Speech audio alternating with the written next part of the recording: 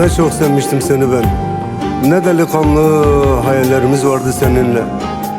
Hiç ayrılmayacağız, bırakmayacaksın ellerimi diyordun bana, hatırlar mısın? Gökyüzüne uzanan hayallerimiz vardı seninle. Bulutlardan ev yapmıştı kapısı mutluluğa açılan. Kapısı mutluluğa açılan.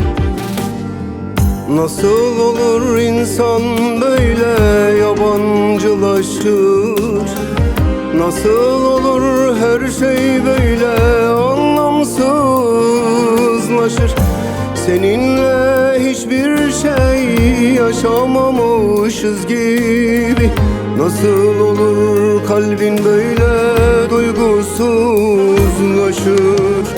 Seninle hiçbir şey yaşamamışız gibi. Nasıl olur kalbin böyle duygusuzlaşır? Nasıl unutulur? Gel söyle bana. Nasıl vazgeçilir? Gel anlat bana. Ben seni unutmaya yol bulamadım. Ah, sen nasıl unuttun? Gel öğret bana. Nasıl unutulur? Gel söyle bana.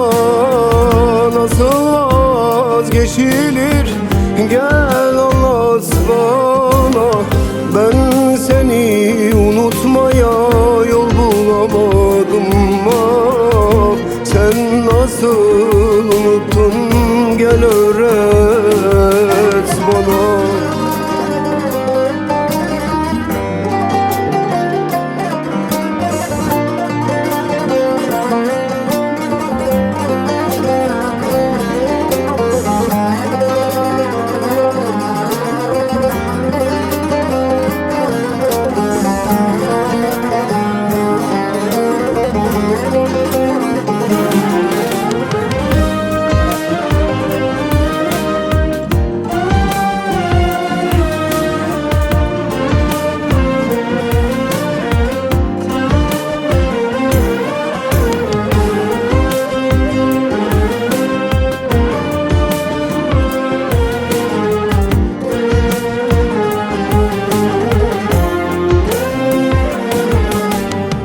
Hangi yollardan geçtin sen bu ayrılığa? Hangi sokaklar götürdü vefasızlığa? Maziye baktıkça hiç kalbin sızlamaz mı? Hangi umutla tutundun bu haksızlığa? Maziye baktıkça hiç kalbin sızlamaz mı?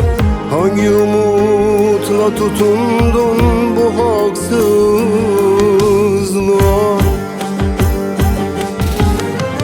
Nasıl unutulur? Gel söyle bana. Nasıl vazgeçilir? Gel anlat bana. Ben seni unutmaya yol bulamadım. Ah, sen nasıl unuttun? Gel öğret bana. Nasıl unutulur? Gel söyle bana. Nasıl vazgeçilir? Gel anlat bana. Ben seni unutmaya yol bulamadım. Ah, sen nasıl unuttun? Gel öğret